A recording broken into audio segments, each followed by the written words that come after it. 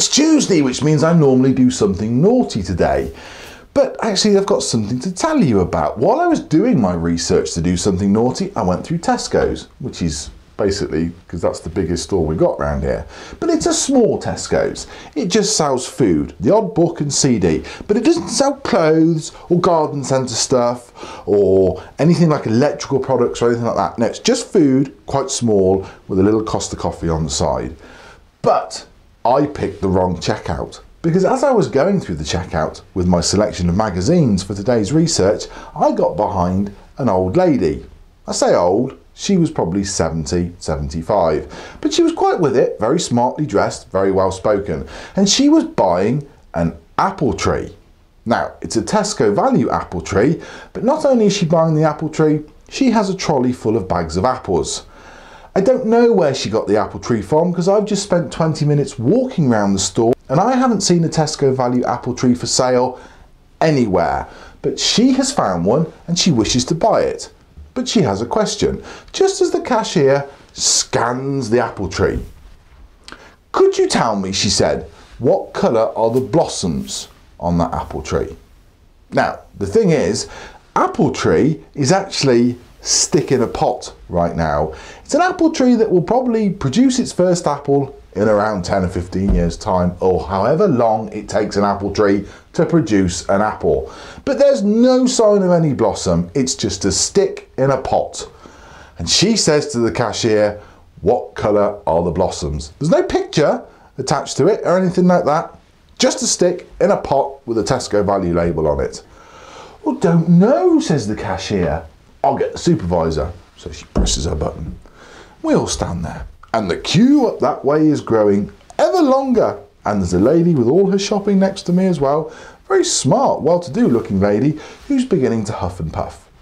Supervisor comes over. How can I help, says supervisor. Well, says lady buying apple tree, I'd like to know what colour the blossoms are on this apple tree, because she said I've got rather an extensive orchard and that orchard has got a gap in it, and this apple tree has to be the right colour blossom so it will pollinate around my orchard and it won't cause any problems. So could you tell me what colour the blossom is? To which the supervisor replies, no. Now at this point you think to yourself, she's got an extensive orchard. Well, where does she normally get her apple trees from? I live in a village that is surrounded by hundreds of garden centres. Go there and buy an apple tree, not a Tesco value one. It's probably not going to do magical things for you anyway. It's a basic apple tree. No, says the supervisor. I don't know what colour the blossoms are. Ah, says the lady. Well, how about this, she said.